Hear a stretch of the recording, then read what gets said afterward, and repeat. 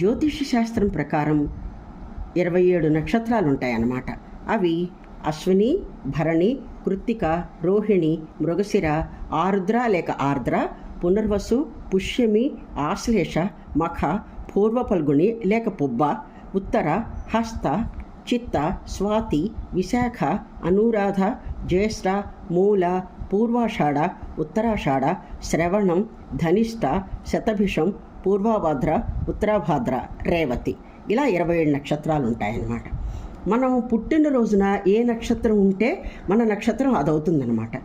ఇలా ఉన్న ఈ 3 నక్షత్రాలు 3 కలిసి ఒక రాశి అవుతుంది. ఆ రాశులు ఏంటంటే మేషం, వృషభం, మిథునం, కర్కాటకం, సింహం, కన్య, తుల, వృశ్చికం, ధనుస్సు, మకరం, కుంభం, మీనం.